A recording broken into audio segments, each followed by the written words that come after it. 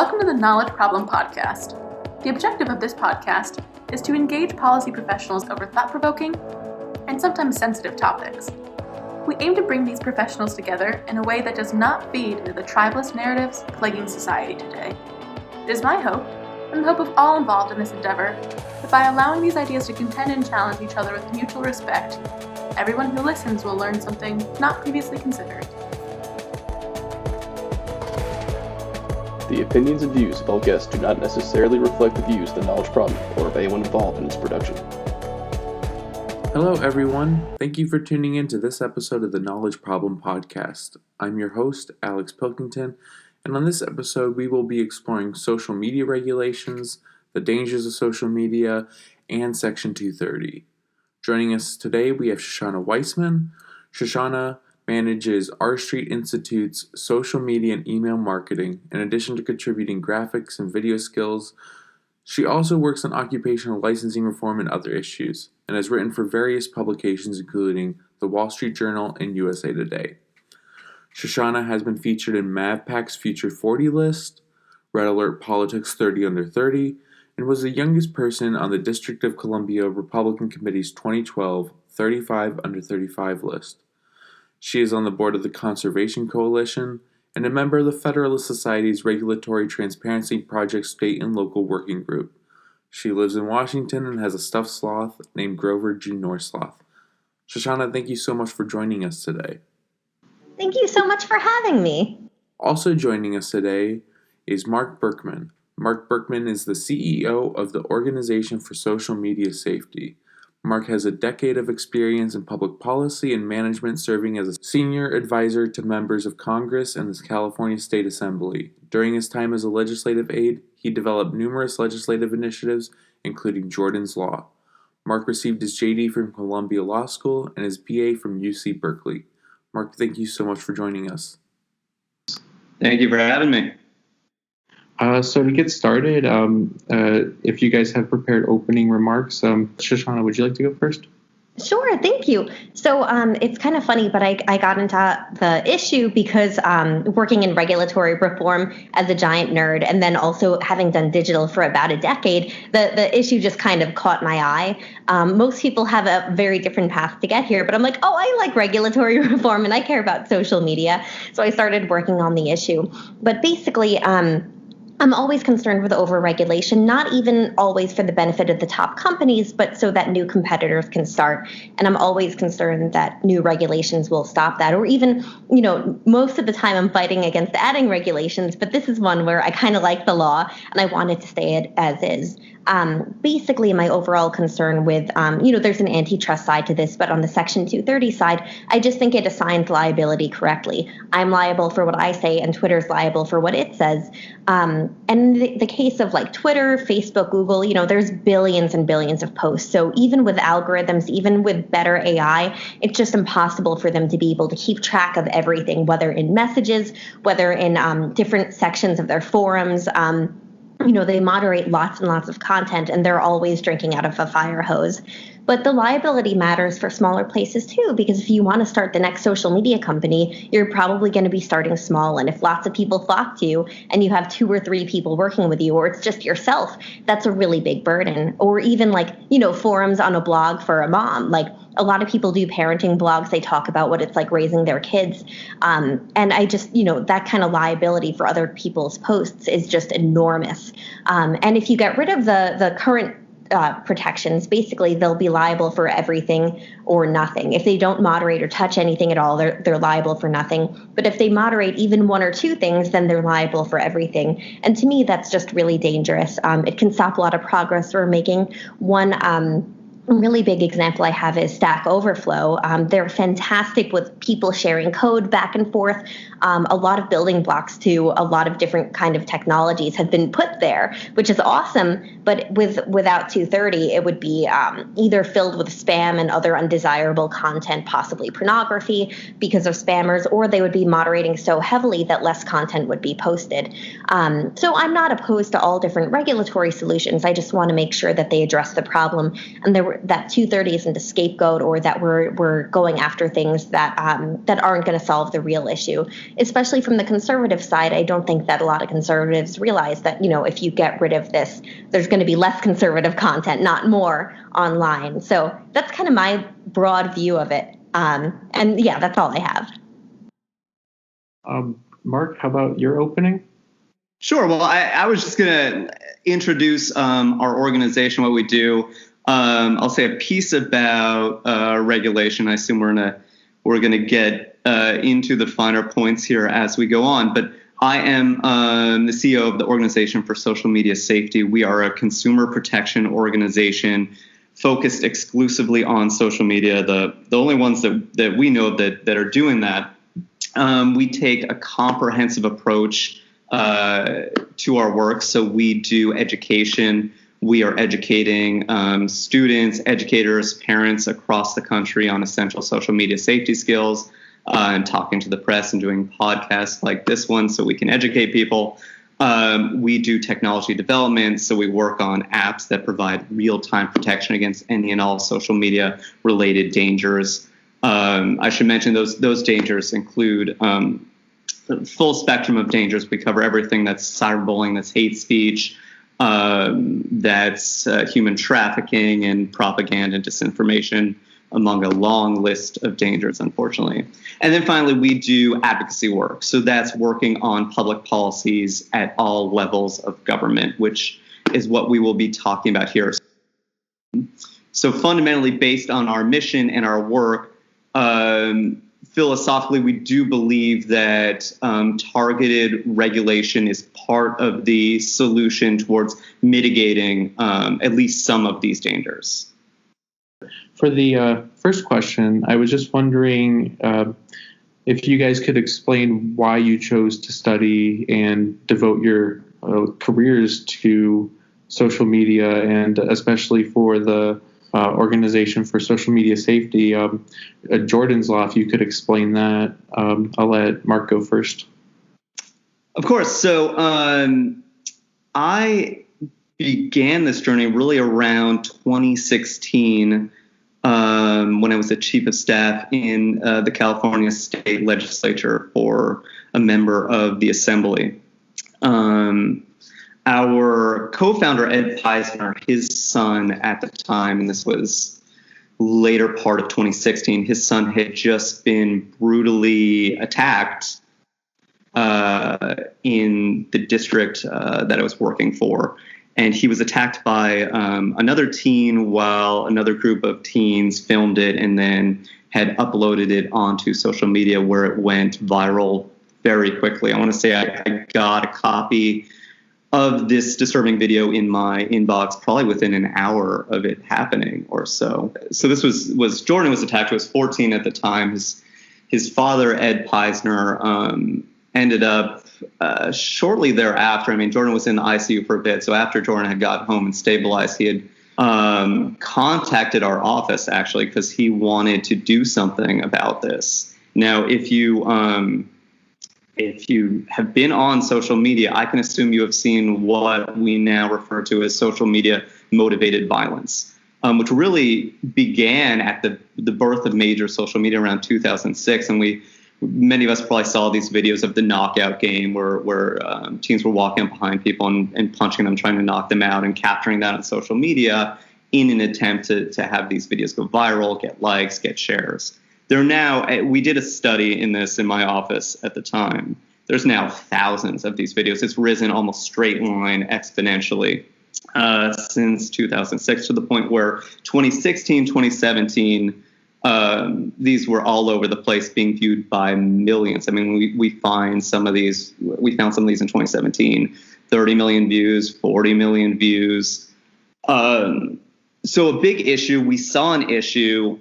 So I drafted what is referred to as Jordan's Law, which is the first state law in the country, the first law at all that we know about, that tries to mitigate the impact of social media motivated violence. So what it does is it clarifies that anyone that coordinates or conspires to film a violent attack will be considered an accomplice, and there will be additional sentencing time added to the perpetrator of the attack and the filmer. So that was the first law out there that did that. And while we were working on that law, we realized that there was no non-governmental organization looking at this particular issue or acting as a consumer protection organization focused on social media in general. And that deeply concerned me. And this was at the time, 2016, 2017, where a lot of things were coming into light. Cyberbullying on social media was very well known. I had just come from the foster youth world as well. Human trafficking via social media in the foster youth world is and was at that time rising exponentially, a huge issue. Among many other issues, hate speech election on social media was incredibly disturbing for all of us. So all of these issues happening, no organization out there specifically looking at social media, dealing with the existing dangers and trying to anticipate these dangers as they came into being, because as we all know, social media is changing constantly. How we're using it is changing. So it pulled me in. So Ed had started an organization to advocate for Jordan's Law. In 2016, I then joined him, was it 2017 at this point? I'm getting hazy on my years, but 2017. So that morphed into what is now the Organization for Social Media Safety. Shoshana, how about you? What drives your interest in this line of work? It's funny. My timeline is really similar. I joined the R Street Institute about 3.5 years ago in 2017. I'd worked in politics since I was 14. I'm a giant nerd, but I'd be the one in politics being like, can we talk policy though? Like, I'm doing digital, but like, can I do policy? Here I get to do both. So it's been a pleasure. But the 2016 election changed me a lot. I used to think, if I'm advocating for my right-leaning candidates, like they're going to mostly get my views, like I'm good. Then I'm like, whoops, I was wrong. So it was a big turnaround. And I'm like, now I work with whoever wants to. I have a thank you note from Elizabeth Warren on my wall, which I always get a kick out of, like never imagined that. But it's nice to be able to work across the aisle. Like right now on Section 230, a lot of the best people are Democrats. And I'm like, sweet, like let's nerd on this here for you, like whatever you need. But it's funny just because, I used to work at a Republican political action committee, and then I got approval to, in my free time, write about constitutional law. Like that's the kind of nerd I am. And here it's I just get all that fulfilled. I get to get really deep into the regulatory policy, check out the means, ends, fits. And just work with all different kinds of people on it. And our street's free market. We have people across the political aisle on all sides of issues. We have people who disagree with each other. And it's nice because it gives me different perspective. It's not like we're just talking in a vacuum to each other. But as social media regulations started to come up over the past couple of years, I've looked at them. And Jordan's Law is a narrow one that makes a lot more sense than a lot of the others I've seen. It's solving a narrow issue narrowly. And that's how regulations should be tailored. It should be, there's a clear means ends fit, and it's not attacking the whole internet. It's like, hey, this person was part of this bad thing. Let's make sure that they're accountable. But so many of the laws I get into are just so broad, or they don't account for all different players when there could be innocent behavior. Just for example, I know Jordan's Law doesn't apply this way, but were it to apply to security cameras, were they to be held liable for that, that would be when I would be like, hold on, like, let's narrow this down a little bit. Let's make sure that this is the right way to fix it. But, I've seen bad sides of social media. Shortly after the 2016 election, I have a mezuzah on my door, which is, a Jewish thing that has like prayers in it. It's pretty recognizable. It's a rectangle and often decorative. Someone wrote 666 on the side of it. And that was the first time that it happened to me. I saw little bits of anti-Semitism growing up, but the past couple of years, it was a lot. When I worked at the Weekly Standard, it was constant because they were never Trumpers, and it was just people were coming after me constantly. I've also dealt with a lot of stalking. One guy online had stalked me, but also other people, which we coordinated to work with it. He lived in Canada, and the laws were different, but I'm not sure they were just, so I was not crazy about going after him using those laws. Especially, I could tell he had mental health issues, and I kind of felt bad about it. But these are kind of things that I deal with on a daily basis, with whether it's that or even spammers in my inbox that I'll message with to kind of see what they're going after. But I think one thing that I really like about your organization too is that it focuses on the user side, and I think that's so important to educate people, especially when it comes to cybersecurity. Security really is on the user side. No matter how good your systems are, if you give out your password or if you click on the wrong link, it's a user thing. And I think whether it's certain privacy laws or even newer cybersecurity efforts or Section 230 stuff, I think we're often trying to solve really big problems, but using the wrong tools. Like conservatives who want to stop bias online. Well, if you got rid of 230, so little conservative speech is going to get through. And a piece of that too is even with riskier speech that, platforms might be like, well, do we want this? This can get through. They're assuming that they're leaning left. They're going to be more comfortable with liberal speech that does that, because they'll be like, okay, well, I know what he means here. This makes sense to me. And even though it's risky, like, we're not going to get sued for this. But with conservative speech, they won't know it inside and out. Again, assuming they're liberal, it's a natural bias, and it's something that wouldn't even be, awful that way. You can understand how that happens. So a lot of my passion here is just seeing the great things that have happened on social media. When I hike in Glacier National Park and tweet out a picture of a fossil, and then people are like, oh, I know what kind of fossil this is, or even connecting with legislators, whatever it is I'm doing online that does really good and happy stuff. And I've seen the dark side of it, but I always want to make sure we protect the good while going after the bad in reasonable ways, in whatever means it makes sense. Like, oh man, these regulations, these aren't how we do this. This isn't the right means ends fit. So it was all my love of regulatory reform, which I know most young women won't say, plus my love of social media that brought this all together. So one of my questions is, how do you define social media? Because, we know the Facebook, Twitter, Instagram, Snapchat, but there are other apps like dating apps or email. Does that count as social media? So how would you guys define social media? So the Organization for Social Media Safety takes an expansive view to that definition. So we consider social media to include any apps or internet sites that enable communicating with a network of people through posts, pictures, messages, videos.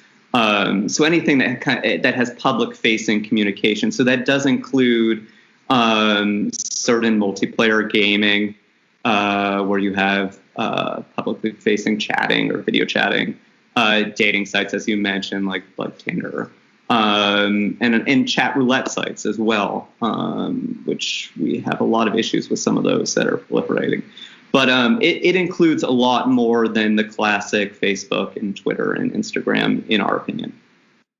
I totally agree. It's funny. Part of the reason I agree is because I get mad when people don't use email to its full potential, just from a strategy standpoint. So often people are like, oh, how about we send an ad to this guy? And I'll be like, you have his email him. Like, it's, different kinds of social media, but it is social. But I actually do think this is, I love Section 230, and I actually think it does a really good job of defining what is essentially social media, which is basically interactive user sites where people talk to each other one way or the other. So that can be even all trails, which I use religiously and people edit, comment on.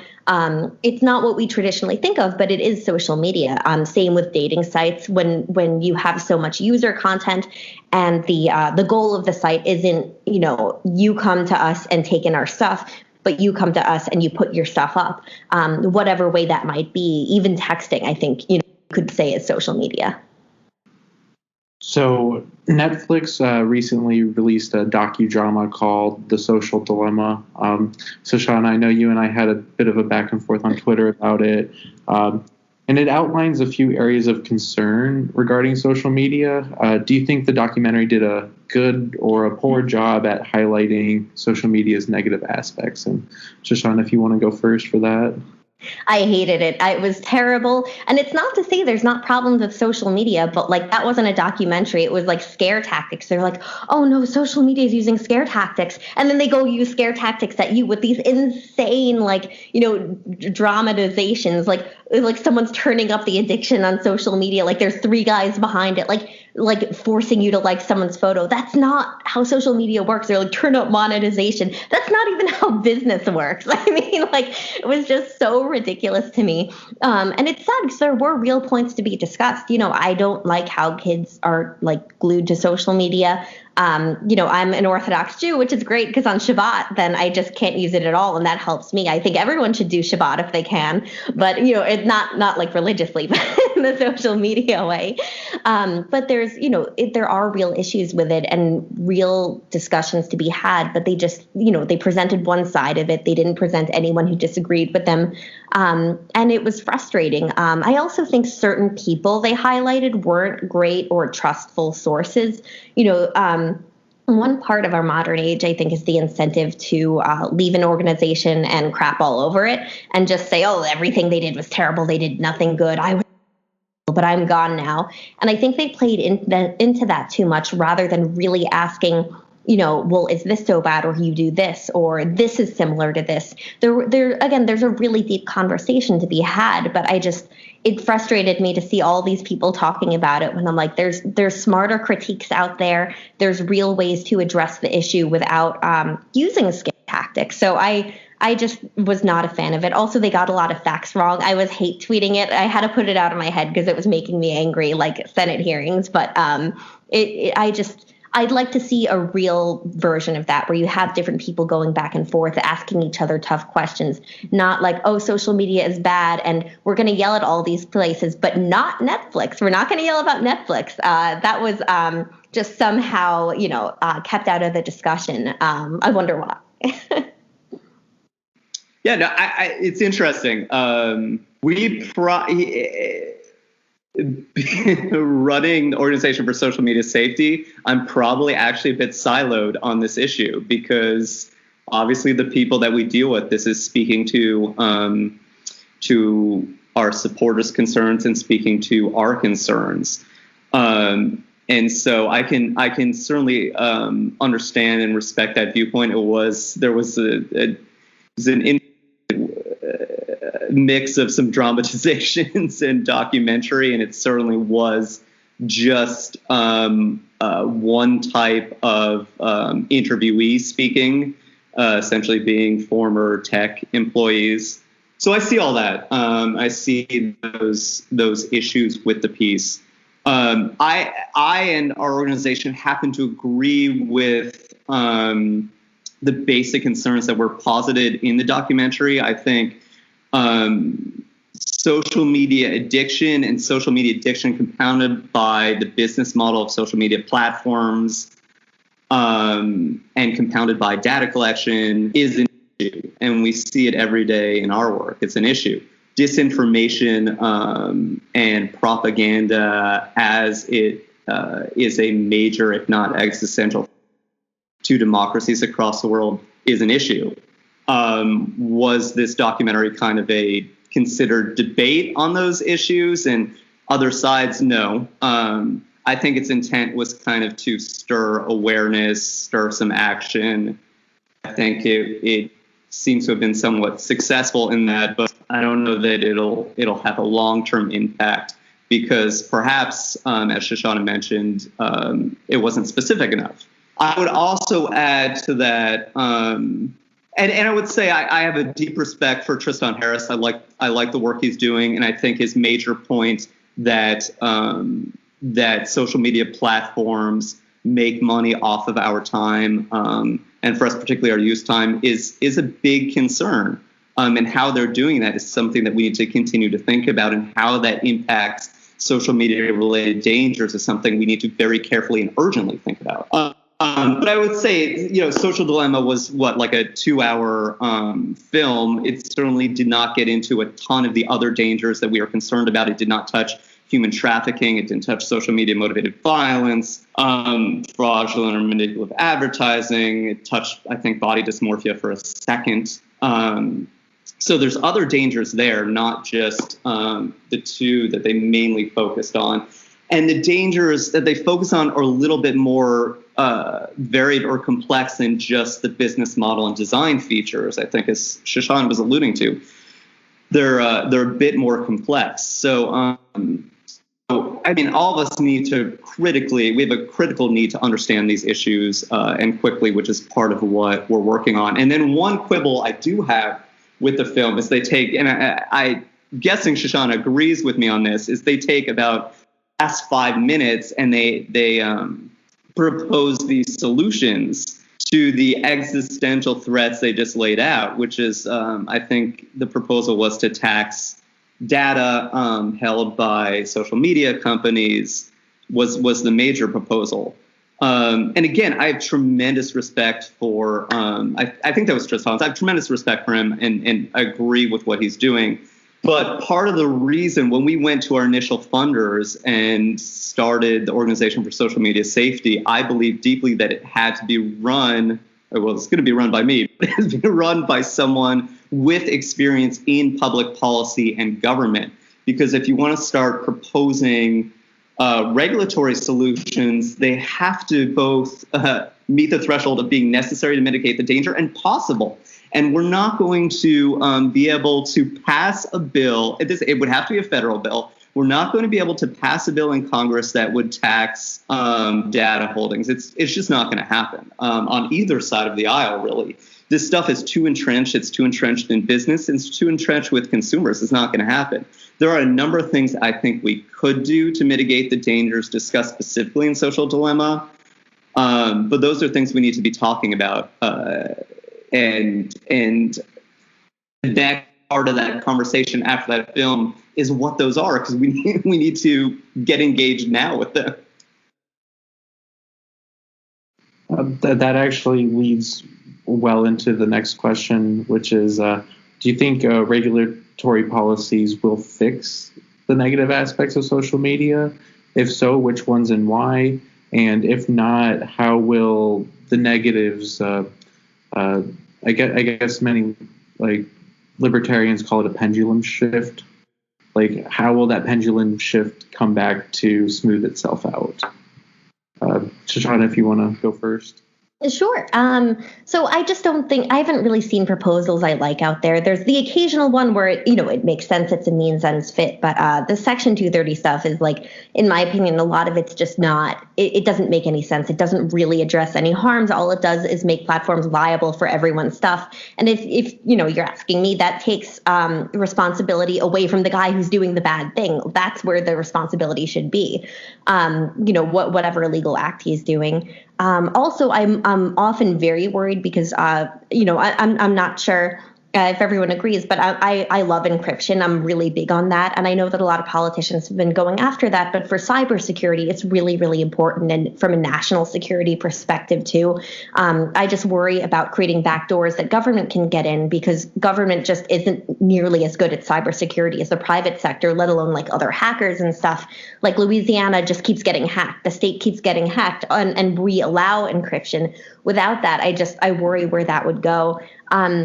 There are some privacy laws that I think have potential. I think there's ways to go about that could work. Again, I just don't love all of the proposals out there. I think a lot of them just misdefine terms. So for me, it's often hard to say just because the proposals I've seen don't work. There was one bill that thought that bots themselves, the process of automation was creating fake news, but that's not how fake news works. There has to be a person coming up with a thing, and then, bots can be a part of spreading it. You can use automation to spread it that way, but they didn't realize the way it was generated.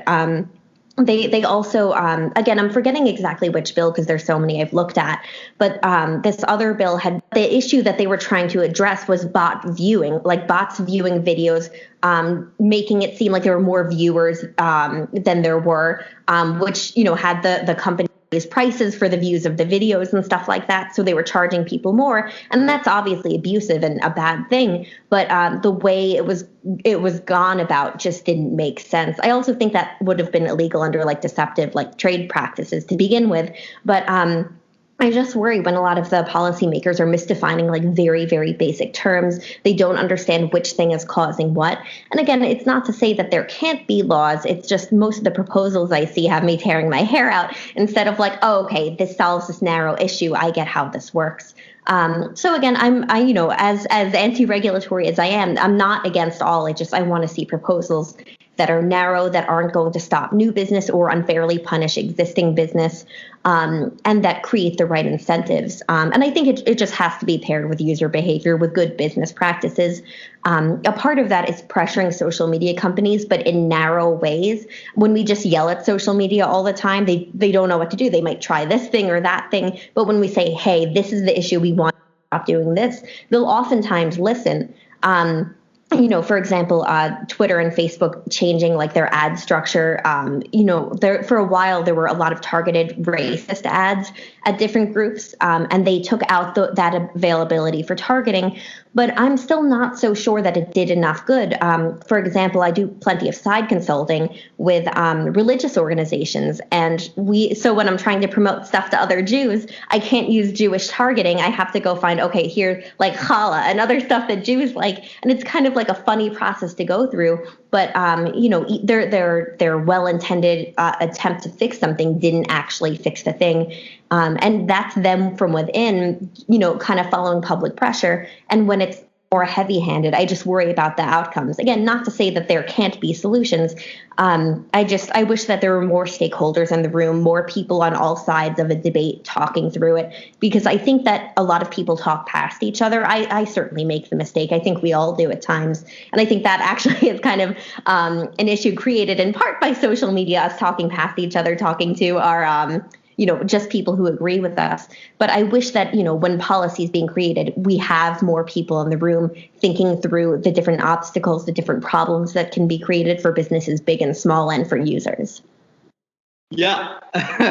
I think effective regulation is typically targeted. So I would first take a step back and say, the question was whether regulatory policies will fix or mitigate social media related dangers, or at least how I interpret it in my head for our organization. And our answer is that it's a piece of the puzzle, and it has to be done in conjunction with the other work that we are doing, education and tech development. And the three together, hopefully, we're going to be able to accomplish mitigating a lot of these dangers, and particularly the real existential ones, both to democracy and to particularly teens. So I think that, there are a number of regulations out there that I think should be we should be having debate on right now. One of those, of course, we passed in California, Jordan's Law. We'd like to see that national. That, as Shoshana was talking about, that's a targeted piece of regulation. That's criminal law focused on the individual. While no one's keeping statistics on how often it's been used in California, we certainly have used it to educate thousands of students in California alone and also across the country. So we've seen success on that from one targeted piece of legislation. We've also sponsored legislation in California to criminalize what is called pornographic deepfakes or malicious pornographic deepfakes. Deepfake, for those that don't know, is this new technology that allows someone to take your likeness and put it on someone else's likeness and video, and it's hyper realistic. The new ones, you really cannot tell the difference. So that's being used. It's being used in election interference at the moment, even, and it's being used most commonly to of usually young females into pornographic videos. So we are trying to criminalize that in California. We've also worked to pass legislation in California to create civil actions to prevent election interference using deepfakes. So that's some of the specifics where we've been involved in this year.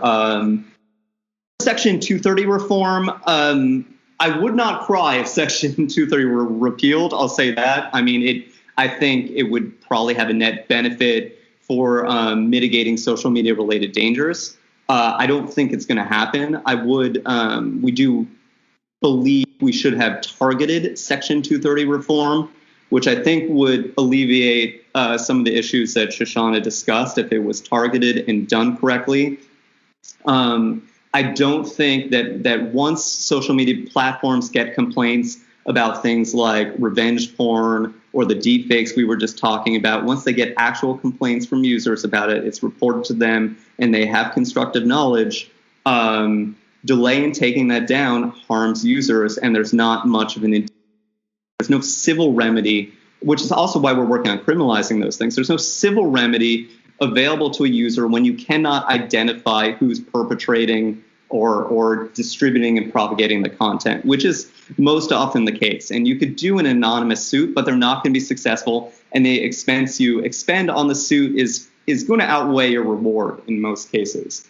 When it comes to election interference, it's a much more difficult solution there. Would require its own podcast just on that. I don't know if 230 is going to touch that at the moment.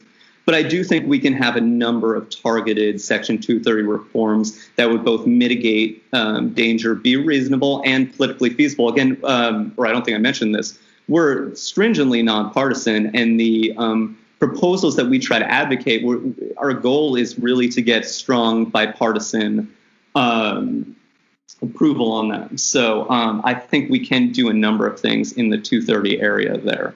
Again, that are targeted. I'd like to see some requirements for newer social media platforms coming on to have some level of content moderation capabilities and capital requirements. So we can see at least minimal functioning content moderation, especially for issues that they're already legally required to take down, like things that would violate COPPA, where we're talking about child pornography and other things like that. So platforms need to have a base level of responsibility. And I also like to see some federal and state regulation concerning foreign political advertising, which can be done while respecting First Amendment rights, and certainly additional disclosures required. And then advertising disclosures in general. We have a number of cases that get sent to us with teens using products endorsed by influencers that they use that turn out to be dangerous, but they don't know that it's commercial speech because they're wrapping these advertisements up into normal content, so it's not clear, confusing, and can become fraudulent. I would say also California has been experimenting with some privacy protections from online. In terms of, we'll see how they work. I think there's a proposition on, I see Shoshana grimacing on that. But we'll see how they work. I think that this is an area that needs to be considered federally too. It needs to be done carefully, absolutely, but I think it needs to happen. I think consumers need additional rights when it comes to privacy. So like I said, I don't think we're going to be able to pass a tax on platforms holding data, but we can pass the ability for consumers to request that their data be deleted, or for consumers to be able to inspect what data is actually held by the platforms. Not everyone's going to do that, but it's going to be a nice remedy for a lot of people. And I also think children under the age of data stored by platforms, or at least data that's not essential to be stored for the operation of the platform that their parent is letting them use. And then lastly, I know I'm giving a list here we can discuss, but I would say one of the things that we've been toying with proposing is requiring meta tagging for social media sites and other sites that are not appropriate for teens, so they can be picked up by filters. So there is, the Supreme Court has said in a case, which I'm forgetting the name, but that sites cannot actually, or states and the federal government cannot require that sites check age, because it impedes on First Amendment rights, because that would deter some people from going onto these sites. So they have outlawed checking for age. But meta tagging, we feel like, is potentially a graceful solution that doesn't interfere with the operation of the site, is not cumbersome, and it allow parents who want to keep their teens off of certain sites and apps for those sites to get picked up by filters. So that's something that we're looking into as well right now. Finally, I think outside of government regulation, the industry obviously needs to do a better job of self-regulating and perhaps taking a page from the security industry. We might like to see, and we're exploring this now, we might like to see some NGOs step up and take over content moderation for the various sites. So they're doing that transparently. It's out of the hands of a one Jack Dorsey or a one Mark Zuckerberg. It's done. People can see why things are taken down. It minimizes the conflict of interest and could potentially enhance and speed up the process of taking content down that's dangerous. So, Mark, you mentioned that regulation would only be part of the solution, and you mentioned education as something your organization does. What does a typical educational forum look for your organization when you're doing that portion of the work? Sure. So a major part of that work, pre-COVID for the most part, I should say, was traveling to schools across the country and teaching students and parents what we would call essential social media safety skills. And there's two goals in that. And this includes work that we do at companies. When we do private consultations with families as well. Two goals. So one, we're raising awareness around the various social media related dangers. So this is not some of the dangers that those of us who grew up in the 80s confronted, where it was a single danger and it was pretty clear. A lot of these dangers are not known to kids, especially when they start out. They don't realize that social media is connected in a big way with eating disorders and body dysmorphia. A lot of kids don't realize the risk of human trafficking when they get on social media. So we're trying to raise awareness around those dangers. And then we're also, once we do that, how you either avoid those dangers or responsibly, safely react to them. So we have a big course coming out for parents right now. As far as we know, it's the first of its kind, where we're introducing our system for parents about how to keep your kids safer, on social media. So it's a comprehensive system. A parent can sit down. It's everything you need to know organized in a system, the conversations you need to have, the rules you need to implement for your kids, and the settings you need to set. And parents, for the most part, aren't taking those steps at the moment. So we hope that's going to have a big impact. We also, we think our most effective interventions is working with schools on developing what we call community guidelines for safe social media use. Because part of the problem is this race to the bottom when it comes to social media. The one kid in 5th grade or 6th grade gets on Snapchat, then 2 of their friends, 3 other friends, pretty soon you have the whole grade on Snapchat, despite the fact that it's not age appropriate. But recognizing that there's a social trade-off there for your kid if they're the only ones not on the social media platform in their grade. So we try to work with schools to set voluntary guidelines for all the parents in the community on age of entry, certain protocols responding to cyberbullying, sexting, etc. So some of the things we're doing. That ties into the next question pretty nicely. If you guys have children, would you be worried if they were on social media? And at what age do you think it would be acceptable for a child to have a social media account? And does it depend on the type of social media? Shoshana, if you want to go first. Sure. So I'm the kind of person who reads scholarly papers about bear bells before I buy them. There's competing ones, too, that say they work, that say they don't work. So that's what I would do. I would read lots of scholarly papers. I know not everyone's going to do that, but that's how I go about it. See the evidence, see where I agree with them, go to scholars I love. Like it actually in the Netflix documentary, Jonathan Haidt was in it, and I love Jonathan Haidt. Everything he says to me is gold. Like I love him. So I was like, no, don't be in this documentary. No, but he's great, and I would probably read some of his work. Ben Sass, the senator, had a book on like basically how to raise children. And I liked a lot of what he said, and it led me to other books. But basically, I'll do a lot of reading. Oversight. That's a book on how to raise children? Yeah. It's his second book. It's like more or less how to raise children. But I actually took some advice, and I'm pro it. Like traveling alone is something I'm really big into. So I climb mountains alone, and it's nice. It's something that I get why he recommended. But it's strange he has the book, but it works. It's a good book.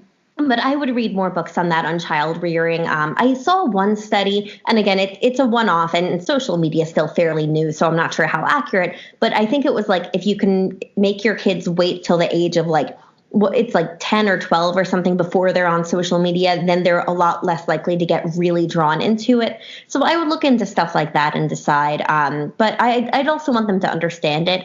Even for my employees, I walk them through why I make every decision as I do, the logic that goes into it. For my colleagues, I actually help train all of our scholars on how to use social media. So they're always nervous. Do I respond? Do I not respond? So I always walk them through the logic, and I would do the same thing for my kid. Like, here's the risks you're taking with this.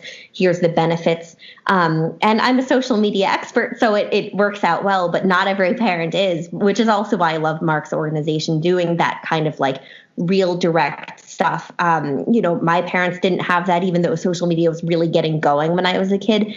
And thankfully, I'm obsessive, so I took lots of time to figure everything out, and it worked well. But a lot of kids, like he's saying, get drawn into the darker sides of it. There's even I don't think this is the formal term for it, but there's like this attention economy online that I hate, where people just try to get attention from each other. Like, I'll have friends be like, oh, I'm on this dating site, I just want some attention. I'm like, that's not a good reason to be on a dating site. But there's all these negative things at every turn. So I would work very closely with my child on it, and try to, gear them right. But I feel for parents that are struggling there. I had cyberbullying on a messenger back in the day, but with all the spots there are to do it now, with all the dangers that come through video game like chat rooms. I read the New York Times story on that months ago, and it was horrifying. So making sure that they know how to come to me, that they're always comfortable talking to me when they come through issues, and that they know what's real and what isn't. But again, and I hope to be able to do that with my kids one day, but it's no easy task for any parent. Yeah, so I do have children, and I'm a huge killjoy, I guess, here. My oldest is in third grade, so still a bit young for most applications. We don't generally let her onto YouTube, which most of her friends are on. She has to use YouTube Kids. We feel strongly as an organization, YouTube is not safe for younger kids. It's just not. There's some really bad content in there. Even YouTube Kids has had a few issues reported in the press or have come to us because they moderate via an algorithm. So occasionally someone will try to sneak something through onto YouTube Kids. But she's on there. She's not some of the gaming sites that some of her friends are using, like Roblox. So, yeah, I mean, generally, I think what we try to get parents to understand is that most of these platforms, there's a few that are tailor-made for first, second, and third grade, but they're generally not communicating with people beyond their classmates. It's highly restricted platforms. So they're, essentially not even true social media and won't even fit our definition because they're not entirely public-facing. But social media is not safe for children. I mean, when we go and do our educational presentations, we collect data. They're all on social media, I should say. Like sixth grade up, we're seeing 95, 96% are on social media. But we know from our data from other surveys, 40 to 50% of kids are getting cyberbullied via social media. And that type of bullying is more dangerous than traditional bullying statistically. Higher suicide ideation rate, higher suicide rate from it. Hate speech, fifth grade and up, about 75% of kids have seen explicit, serious hate speech on social media. Something that depending on on region and culture, unfortunately, was not an issue a few years ago.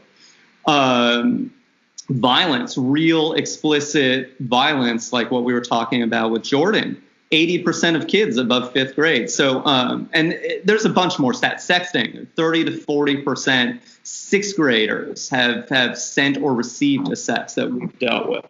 So, about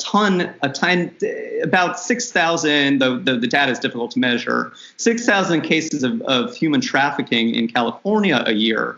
A lot of those are coming out of social media. So it's dangerous. And we would certainly prefer if kids were not on social media. But as I mentioned previously, there's major trade-offs that we as an organization recognize. If every kid is on social media or a platform and your kid is not, it's a real trade-off socially. They're going to be at a disadvantage socially. It's true. Now, for some families, for some individuals, that trade-off is worth it, keeping your child off social media. For some situations, a parent might decide it's not. So what we're trying to do is we accept all that as truth. We're trying to make it as safe as possible. But we have to recognize it's dangerous. So my kids are probably going to be off of social media longer than others. But at the very least, we know how, and even their internet use now, we know how to calibrate those settings for the kids. So the settings are calibrated, so we're making it as safe as possible as they use it. So I kind of want to go back, before I move on to the next question on the list, I want to go back and ask if the age of our legislators plays a role in the way that they approach regulating social media, because I remember someone had to explain Twitch to some senator, and just watching it was really painful. Do you think the age of the legislators plays a role in how are the regulations they come up with? I mean, there are younger legislators that are also just as clueless about some issues. I'll benefit of the doubt. It's a busy job. I think what we need is staffers that are doing their job for these issues and making sure that legislators have a good understanding of anything that they may be voting on, and also helping them develop legislation that backs the values that the legislators care about. We also need, I have a friend, Travis Moore, who runs a fellowship for technology that sends people to DC that have tech backgrounds so they can better inform legislators on those issues. So, I mean, that's a great solution that'll help with the issue. Obviously, I think when we're talking specifically about Congress, it'd be nice to have more diversity of age, but it might be a bit outside of my organization's jurisdiction. So one thing I also wanted to note was that I love your organization's harm reduction approach, where, not saying your kids can't ever be on social media, but like, look, if you're going to, here's how we handle it. At the R Street Institute, we do a lot of harm reduction type stuff in different areas where we don't want the perfect to be the enemy of the good. So that's something that I really appreciate. And it's a concept that I've come to really admire over the years, especially working here and seeing its benefits. But on the age thing, I think maybe on net there's something, but I definitely agree that it's like, I mean, Ron Wyden's awesome. He's older than a lot of legislators, but he's awesome on tech. He gets it. So, I don't think age is the only factor. It could be a factor. One thing our street also advocates for is paying staffers more, so we keep expertise in-house. We see it as growing government to shrink it, because the better staffers you have, the more tailored laws we'll have, that it helps everyone, and it's worth the cost that's fairly minimal for all the gain. And for better laws, even if it's not smaller government, at least it's better and more efficient. So, that's a piece of it. A piece of it is pretend ignorance. Sometimes they just want to be like, oh, why doesn't this work this way? And, they want to yell at people because, it gets some good clips that they can use for fundraising. And it's like, they get tech. By that measure, they do get tech, unfortunately, a little too well. I do think, age is a piece of it, but I just think it's such a small part compared to the other factors. Having staffers who know the issues inside and out, who have the bandwidth to know those issues, who don't have to worry about money as much. Newer staffers make so little, and especially on the federal level in DC, it's an expensive city. My first year out of college working full time, even though I'd worked through college, the first time when it's all work and having a salary, I made a little more than I think, a starting off staffer. And I shared a room with someone in a 3-person, 2-bedroom apartment, to save money. And it was worth it. But if you're working in Congress, you want to really, really make sure that they're not going to have to stress about money all the time, that their focus can be on work. So I'm really big on that. Also, just finding other ways to pull in expertise, just recruiting from tech fields. But that can go for any area of Congress, just recruiting expertise from the outside. So age, I'm sure, is a piece of it, just because there's certain things that younger people innately know. But they also get social media wrong regularly. There's plenty of digital media staffers who I don't think should have their jobs because they are doing their organizations no justice. They're like I said, let's target ads at people whose emails we have, like people personally. I've seen that happen a wild amount of times. So, there's lots of factors, and it can always go both ways or one way or the other. But I would, on this area, I would really, really appreciate more people like Ron Wyden being elected to office. He is like the only one who understands me at this point and doesn't stress me out. And it's something I deeply appreciate. But yeah, I think that it's kind of other factors being masked as an age thing. So my next question is, conservatives, especially Senator Josh Hawley, have been claiming that social media unfairly censors certain views. One, is there any merit to this claim?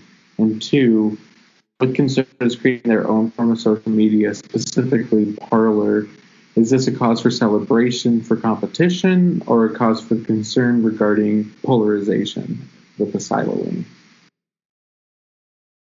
I'll start. So Senator Josh Hawley and I disagree on lots of things. This among them, I do think that you see some level of bias. I don't know to what extent. It could be very minimal.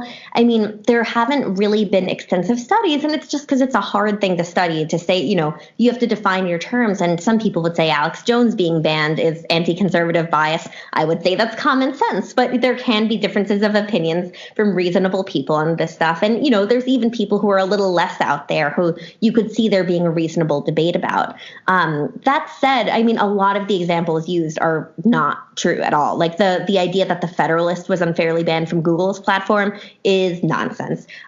Basically, they just weren't moderating their comments, which is fine. They have a right to, but it triggered a filter in Google that stopped them from serving ads on their platform. And that happens to lots of sites. One of my favorites is Tech Dirt, where this awesome guy, Mike Masnick, who I forced to be my friend just because I love his ideas, he posts about all these issues, whether, a lot of this, but a lot of telecom and other tech issue stuff. He had that happen to him because he doesn't have the bandwidth to moderate his comments. They never mentioned that. They never mentioned that this left-leaning guy had the exact same thing happen.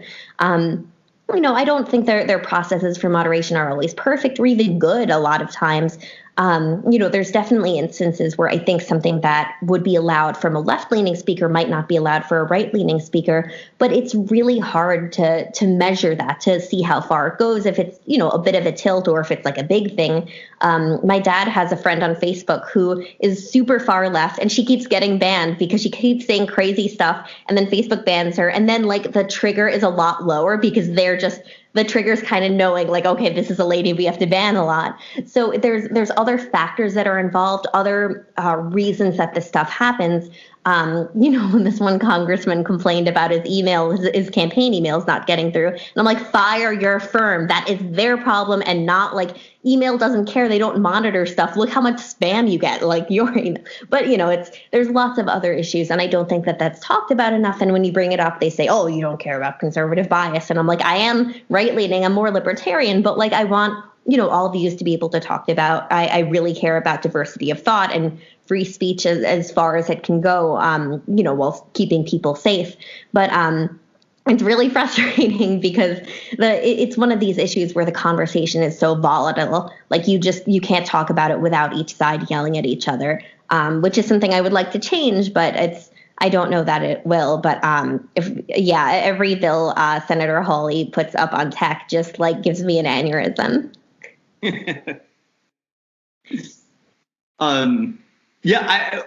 I'm in agreement with that. So we, as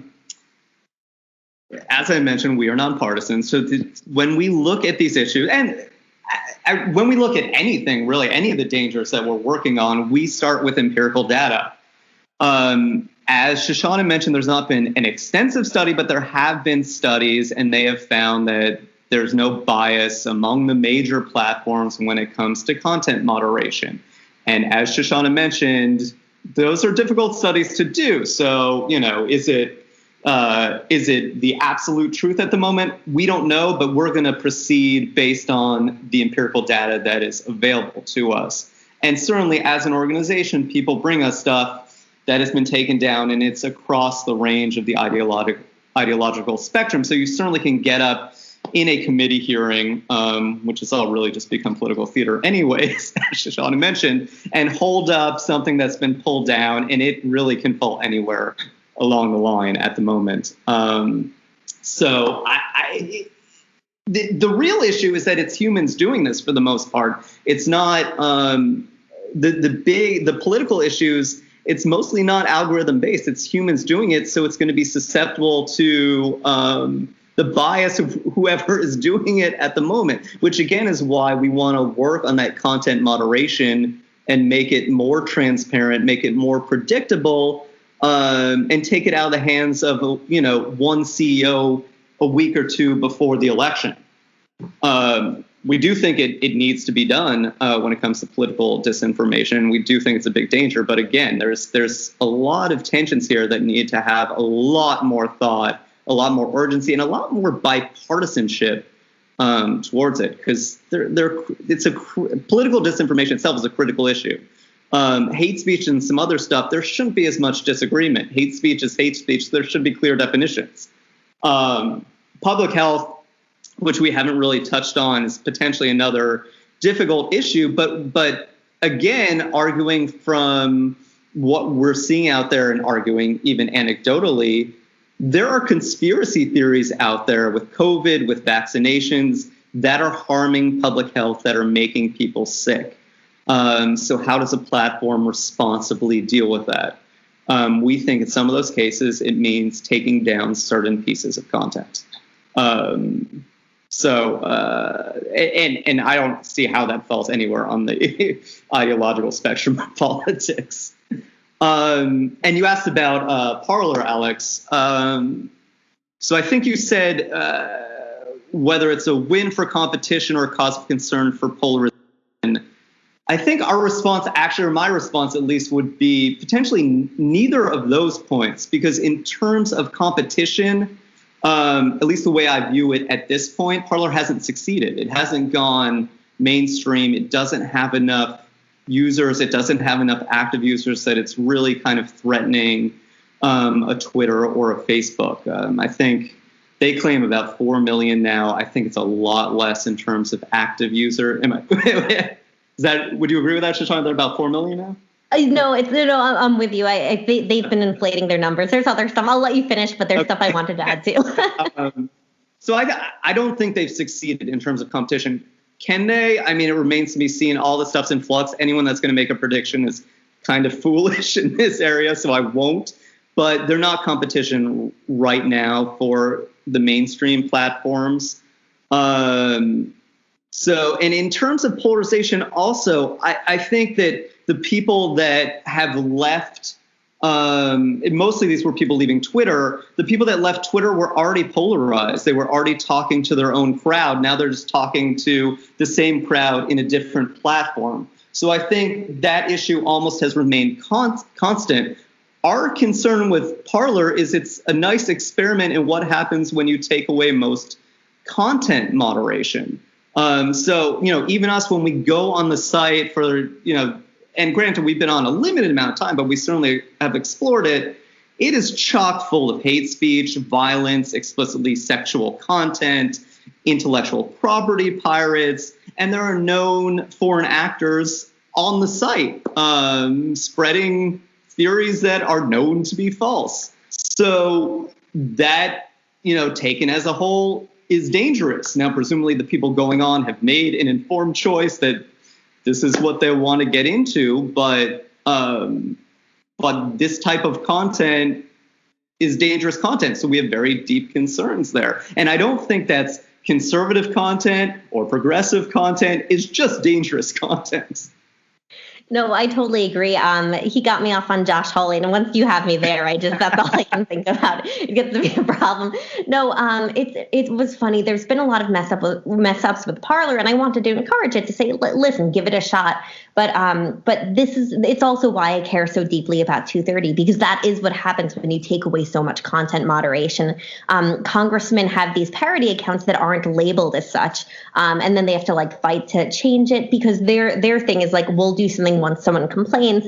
And there are areas of moderation where that's totally sensible, but this is not one of them, in my opinion. I just don't think it's a smart way to moderate.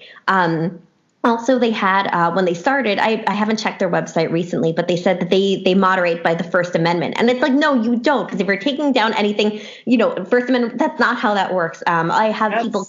Yes. If I could jump in one sentence on that, there is such a big confusion about the First Amendment. The First Amendment does not apply to private companies and private speech. It applies to government regulation. So this is not a First Amendment issue in the slightest, unless the government wants to come and make a law. Sorry, that's... No, I'm with you. It's the same thing that frustrates me, because people are oh, why don't they at least moderate by that standard? I'm so porn and spam, you want porn and spam. Well, I'll block them. I'm do you realize how many accounts there would be? Then they're oh, give them tools. I'm then that would violate the lack of 230, and then they would be liable for it still. You can't have it those ways. No, but I feel that so deeply. And like you're saying, it's just, it allows a lot of stuff, but they kind of ban liberals more, which is fine. It's legally right for them to do that if they so choose. But I think that they went out to prove something that they weren't prepared to prove. And I think that happens a lot. And I really think there could be better competition. I think there's all different kinds of models that could work better. And I just want to keep that open. I want to make sure that people are able to compete. One thing I will say, though, about hate speech is that a lot of people don't realize it's constitutionally protected. So I worry sometimes there, just because I really care about free speech that way. And I worry, too, about congressional hearings when they focus on it in certain ways. Not to say, hey, people are being harassed online. There's a legitimate government interest to, stop people from being harassed. But I worry too much when certain congressmen and women talk about hate speech as though it's not protected by the First Amendment. I just worry anytime government says, hey, here's constitutionally protected things that we want to go after. So that's one angle I do worry about things from, because in my replies, I have people arguing one way or the other a lot. And the two big areas I see is go by a First Amendment standard, or why can't we ban all hate speech? But there's so much, it's an arbitrary area. Speech is always going to be arbitrary, which is why I don't think that platforms are angels or perfect by any means, but I kind of give them a little bit of deference in certain areas, understanding that it's in the eye of the beholder to different, from different angles, that algorithms can be biased by the person creating them. One of our areas is focusing on AI and justice, using, could we use algorithms to judge? But it runs into all the same problems of using a human to judge. So in those areas, I can be sympathetic. I just think that Parler should have gone about it from a more level-headed standpoint. I would have liked to see that, but I also don't want to yell at them too much, because then people are oh, well, you hate conservatives then because you're defending Twitter and you're saying, oh, well, Parler's bad. And I'm yeah, it's bad, but all of this is legal and constitutionally protected. They can do the stuff, and under Section 230, it's chill. So basically, I just have people yelling at me from every side all day, except my own, and we're a very, very small group, but a passionate one. But it's frustrating to see a lot of the dynamic and see politicians step in and say, oh, there's speech against me, we should regulate. And I'm that is not a reason to regulate, sir. You need to stop immediately. So just trying to protect free speech from every side while they're yelling at me. Yeah, that illustrates the dangers of dealing with political disinformation and propaganda when we already have social media. Ideally, we would have figured this out before, but now, people have their incentives and their interests, and it makes it a very difficult conversation, especially when you're trying to approach it from a nonpartisan perspective. But what we should all be able to agree on is that some of this content is incredibly dangerous. So, Mark, you touched on the public health aspect of social media, and we didn't touch on it yet. So I was wondering if either of you had any opinions on it, and like maybe the effects of social media on mental health, especially in younger children, young adults. I mean, there's a few different aspects to this public health perspective when we're talking about social media. So I brought up the misinformation issue with public health, and we're certainly seeing that play out now in a big way with COVID. I mean, people are actually burning down 5G towers, which is insane and dangerous. And we will hopefully have a vaccine out soon. It will go through the scientific channels, and we can all expect that there will be misinformation out there on the vaccine, that people won't take it based on the information that's coming from legitimate scientists. They're going to base it on the forward they got from their friend from Russia based on the vaccine. And it's serious. People we may have like a really catastrophic consequence because of that. So at this point, we're not going to see regulation on that, and it'd be incredibly difficult to regulate, but platforms need to behave with a high degree of social responsibility here, and carefully, and dedicate resources to it. And we all, as consumers, need to put pressure on them to do that. I'm very concerned about the next few months in that issue. In terms of mental health, and particularly teens, we know from various studies that social media is contributing to a number of mental health issues. I mentioned eating disorders briefly. There's good linkage. There is some good data on that. Sleep deficits, learning issues, arrested social development. There are also studies that show a big correlation between what we would call significant social media use and suicidal ideation and depression and actual self-harm. I should say, and we always say, because again, we want to be led by the data, and we know that the Organization for Social Media Safety could fall into a situation where a hammer and everything's a nail when it comes to danger. There was a recent study, I think it was out of Utah, and I spoke to the author. I'm unfortunately forgetting her name, but that did show hourly increases of use for teen users did not contribute to additional mental health issues. Now, we would caution when we broke down that study that one, it was mostly using Facebook, so it's already outdated because kids are not on Facebook for almost the entire part. And two, it only measured up to 4 hours. So we're finding an average of 4 hours plus on social media use. And the studies that found correlations were at around 5 hours. So we're still in somewhat of a black hole to really, really know what's going on. But the Organization for Social Media Safety would say that there is enough data out there right now to have significant concern when it comes to excessive and certainly significant social media use for kids. And I laid out the host of possible mental health issues. There's a longer list. Couple that with what we were talking about earlier, too, with social dilemma and the addictive nature of social media.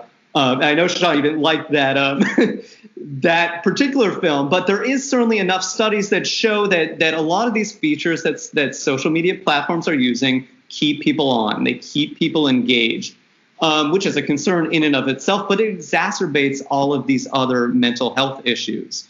So parents need to really be aware of that. They need to look at time usage. They need to look at what we call activity displacement, whether kids are displacing other activities that they should or could be doing to be successful and satisfied and happy, whether it is taking away from social development, whether kids are using social media instead of socializing directly, or however we're supposed to socialize at the moment, which is a whole nother podcast issue, I guess. And then we have to look at how it's warping, particularly teens, but all of our sense of reality. When you're spending 4 or 5 hours plus a day on social media, and you're scrolling through, particularly on Instagram, you're scrolling through pictures that have been curated. We're only putting up our best picture. We're only putting up our We're only putting up the winning shot. We're not putting up our failures or the bad picture. That warps reality. And we're editing the picture. So everything is face-tuned. Everything is the best shot. Everything is the 5 seconds at the party that you had fun, even though there were only 4 people there that showed up. All of these are contributing to some of the mental health issues, we think at least, that we're seeing with teens and young teens. I totally agree with the overwhelming majority of it. I might quibble a little bit with the technical term of addiction, just because I think that sometimes it's used, just medically incorrectly. Not to say that there aren't addictive properties, or that people don't get drawn way too into it. I would agree with that, actually, and I actually usually say that we use it colloquially. It is a medical term with a lot of considerations that go into it. So I agree. Yeah, no, I'm glad that you do. Not everyone would, and I didn't want to, hammer it or anything. But I also appreciate that you guys don't want to be the hammer when everything's a nail. That's something that I think a lot of organizations and a lot of policymakers fall into too much, where it's just about people see everything as the nail, but focusing on the right ones. No, I totally agree that it's on platforms to figure it out. COVID's such a hard time for us to be figuring this out too, with medical information changing so much, where something becomes outdated. It's platforms struggle. Do we block this? Or, this guy said it, so is it accurate? So I get their struggle there. I think they've been doing an overall pretty good job. I don't think they've been doing enough still, but they're better than they were at the start. But I think it's something that everyone's been kind of figuring out. But it's funny with dysmorphia and something. One thing I actually do intentionally is I post about my autoimmune diseases all the time, because I realized people thought I had this perfect life. I'm like, oh, I have 5 autoimmune diseases. Let me tell you about them. Went to the gastroenterologist today, and we had some jokes. Whatever it is there, I post all that dumb stuff I've done. For years when I was coding, I would code in mail to linking email addresses as Molito, because I had thought that's what it said. Or I have recurring dreams about Clamato juice. I'm vegetarian, and Clamato juice confuses me. So they just come up in my dreams a lot. So I try to post lots of nonsense like that to make sure that people realize this isn't reality. I post the cool stuff I'm doing, but I have lots of terrible days. I have to see specialists all the time to make sure nothing's wrong, or I got a new diagnosis and here's what I'm learning about it. And I get all these DMs from people, telling me they appreciate it, that it made them go see the doctor today, or that they started looking into something new. But I do that intentionally because, I remember being a teenager on Facebook for the first time and thinking wow, everyone has a perfect life. What am I doing wrong? And then realizing, oh, this is I'm seeing one frame of it, not the whole thing. So I encourage people to post ugly selfies or just dumb stuff that they're doing. Sometimes really cool stuff happens to me. I was recently hiking in Utah, and a wild bird landed on my fingers, and I was just able to sit there and play with this bird.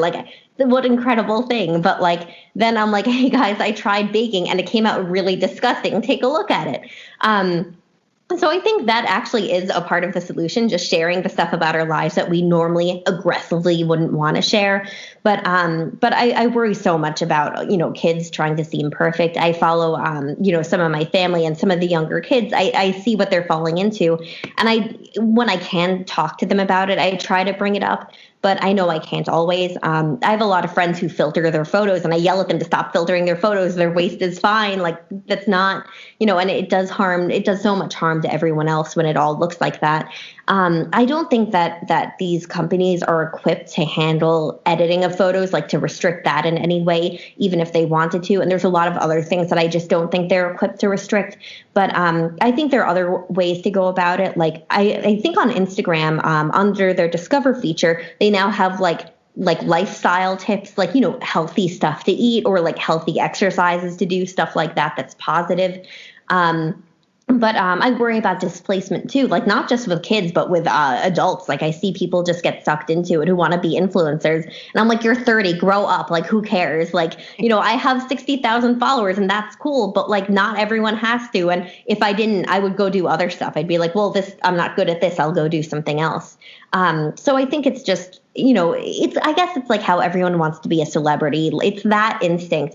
And because it's so much closer to like reality for so many more people than it used to be, that desire is kind of always there in one way or another, that they want to be the hottest, they want to be the most popular. And it's like, you can achieve that more, in the celebrity way more than like we ever could throughout history.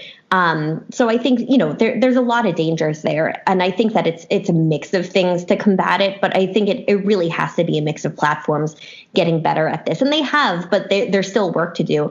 And for users, too, to feel comfortable being themselves. I know I work at a job where they let me do whatever I want because they know I'm good at it. And I know not everyone would let their employee post about their endocrinologist. But mine is like, yeah, talk about like your messed up hormones. I'm like, sure, this is great.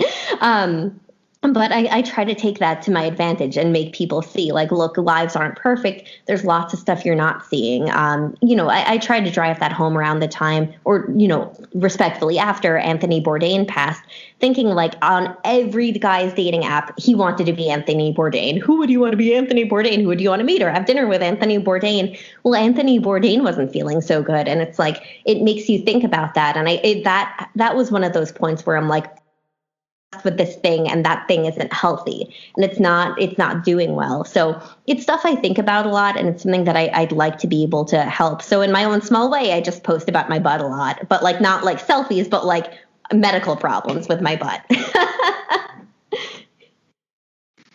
So before we get into closing remarks, I just want to ask, I know it's been pretty heavy. So what aspects of social media do you view as positive? Mark, if you want to go first? So we get asked this a lot. I would say, and our focus, of course, is on dangers. So I don't spend a lot of time thinking about the positives as a disclaimer. And I would say we still view it as a net societal negative. But there are certainly positives, and our organization is on social media. So we use it for engagement. We use it for education. Social media is great for that. I don't know of a nonprofit right now that's not on social media. So it's certainly a positive. I use it personally still to stay in touch with friends and family and share pictures.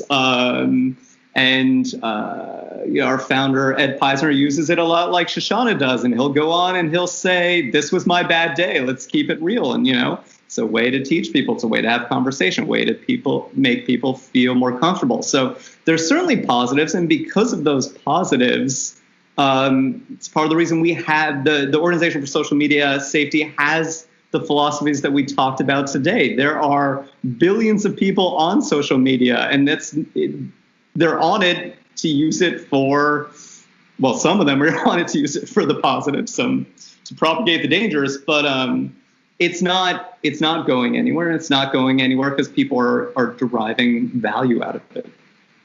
So I would just argue that it's a net positive. I know we can disagree there, but you'd be surprised how many things I use it for. With my hair color, I actually use 8 colors in it. And I discovered that palette and the approach through social media. I'd read one article and then I found out the term for the hairstyle. And then I follow the hashtag. So every time, not every time, but some of the bigger posts with it, I'll be able to see, oh, this is the color, this is the brand, let me try this. For hiking too, I'm always looking on Instagram to see different places I can go. I love snow-capped peaks that are like snow-capped year-round. So I like follow those hashtags. My favorite mountain range, I've actually made friends with people who are also obsessed with that mountain range, the Wasatch in Utah. Like no one talks about it, but I'm like, these are the best mountains. So I found other enthusiasts. Also, research is a big thing that I do on social. When my new favorite scholars post something, I see it immediately. I've made friends with so many scholars on it. I know this is not how most people use it, but like for me, it's like I have scholar friends now, or like I'll read someone's work and ask them a question about it, and then we'll be friends. And I'm like, oh my gosh, I love your work, and now we're friends. There's just so much good that's come out of it. Even connecting with legislators is a huge thing. You'd be surprised how much work I get done in my Twitter DMs. I'll be messaging with like congressmen or their staff, or like governor's staff, or governors sometimes themselves. And sometimes that's just where they want to talk to me because they know I'm there. I would prefer they email sometimes, but it works fine.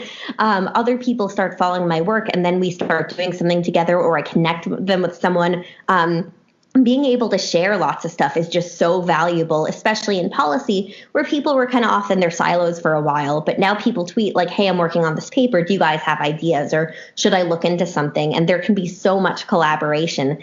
And I still consider all trails social media, and that is invaluable. I pay for their pro so I can download the maps, and while I'm hiking, follow it. I'll have warnings out like, I didn't run into any bears on this hike, but someone said, hey, I ran into this guy that said that there were 2 bears that, quote, chased them a bit. And like, that was good to know. So I brought my bear bells, and I decided not to rent bear spray, but like, this is all stuff that I learned through social media. All kinds of research in every area of my life. Even autoimmune community stuff online is really big. So I try to like post there and be like, here's stuff you can do even if you have this, like, happy stuff. It adds so much value to my life. Not to say it's good all the time. Sometimes I doom scroll and I'm like, I need to not look at this because I'm just going to be sad. But there can be a lot of really good stuff. Our point is it certainly can be a net positive is a net positive for millions of individuals. I think our position is just it's a net societal negative at the moment when you look at all the data that we look at when it comes to the dangers for us. But again, if you're educated and trained on how to use it safely, it's pushing it more in our perspective, at least towards neutral. And hopefully, we hope to get it to a net societal positive. But certainly that is certainly a subjective opinion on Before we go into closing remarks, Shoshana, you mentioned connecting with other scholars, and my friend Trace Mitchell said you share his work all the time, and we went to undergrad together, so... Oh, wait. Yeah, Trace is great. We got dinner the other night. He's like one of the very few people I've seen in person. No, but it's funny. We met online. We had never met until then, but I knew his wife for a while. But it's funny because I actually make a lot of friends on social. I know it's because I'm more skilled at knowing like the right way to use it, but you'd be shocked how many of my like close friends, we just started like talking on social, and it's like, oh, you live in DC? I live in DC. Like, let's get coffee. And now we're like best friends. Also, like my favorite professor, Randy Barnett, and I heard one of his speeches, and then I forced him to be my friend on social media. And it worked. Like, now we're friends, and like I can talk to him whenever. But like, that's a really big privilege for me. So I can be like, what's your opinion on this very narrow area of this narrow area you work on? So like, if we could get into closing remarks, 3 to 5 minutes. Shoshana, if you want to go first. Sure. No, I really enjoyed this discussion, and it's stuff that I normally don't talk about. Usually people are just yelling at me that social media should be liable for everything, and I'm exhausted, and I don't like doing that, but it's my job now because I decided it would be. No, I really enjoyed learning about this too, and I like seeing a lot of user side stuff. I think in all areas of policy, we could really benefit from more user side education in narrow, tailored ways to make it valuable for the user. But I still worry so much about a lot of different regulations because a lot of them I've seen haven't been as tailored, like even the GDPR, making it so you always see a pop-up saying they have cookies. And if everything's a thing, then nothing's a thing because people become immune to it. It's part of the problem with mandatory disclosure, something I'm not necessarily against. I just think it's one of these overused tools that ends up making people like numb to it rather than informing them. So I want to see more organizations like yours that like focus on the whole picture, that really bring everything together, because I think you come up with better informed ideas and also better informed policy rather than just trying to be the hammer in every situation. But it's still frustrating to deal with. It's frustrating to see both parties kind of yell at tech aimlessly rather than on very narrow issues like here's the thing that would help, or even we want to talk with you guys to find the thing that would help. I'm tired of congressional and senatorial committees just yelling at people and like asking them tech support issues. It's like it's exhausting. It doesn't solve the thing. It makes everything worse and it politicizes it. I like non-politicized stuff. So there's certain areas that like my organization doesn't work in part because they were so volatile, like health insurance debates. We don't touch that, but we touch flood insurance and fire insurance because we know that people are like less angry so we can get some work done.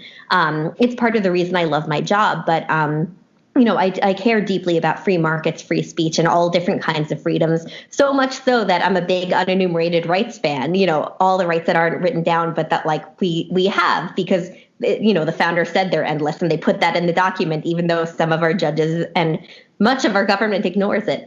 And this comes down to one of those areas for me where I want to expand freedom while still protecting people. And if we have good solutions that rein stuff in, I'm all here for it. I would just like fewer congressional hearings yelling and lying about the law as it currently stands. Even if they want to change it, just be truthful about what it currently says. So that's pretty much it for me. Thank you, Shoshana, and thank you, Alex, for having me on this podcast. Really enjoyed the time and the discussion. It is a crucially important discussion to have. And specifically in terms of regulation, I think the takeaway I would leave with is if we make this issue political and partisan, we lose. Because these dangers are very real, and these dangers should not be partisan.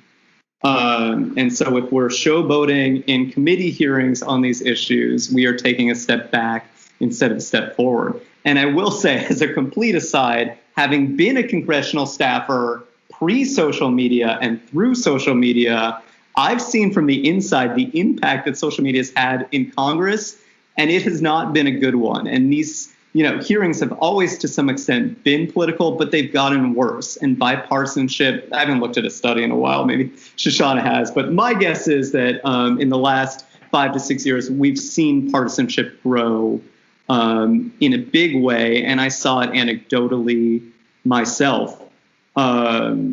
So when we talk about regulation and stuff that I've worked on all my career, even though you can Google me, I've worked for members of one particular party, but I focused on legislation that was targeted solutions to problems that got bipartisan support, and we strongly feel that's what we have to do when it comes to social media. And if stuff doesn't work, let's be flexible enough and apolitical enough to adjust it and change it as it goes, which we don't see enough of when it comes to regulation these days, especially in an area like tech. We didn't have deep fakes 6 years ago. It's a new issue. We have to be nimble. In 5 to 6 years, deep fakes could be a different issue. We're going to have new issues. We have to be far nimbler, and politics impedes all of that. So that was my 3 minutes, but I'd be a terrible executive director of a nonprofit if I didn't mention, if you're interested in our work, if you'd like to support our work, please go to our website, ofsms.org. You can sign up to our newsletter. You'll get information if you're a parent or if you know a parent of a child that's about to start social media, is on social media, for our new course, and how to take that and view that. And we love to hear from people and get various opinions out there. It's how we stay up to date and informed. Well, thank you guys so much. Thanks for having us.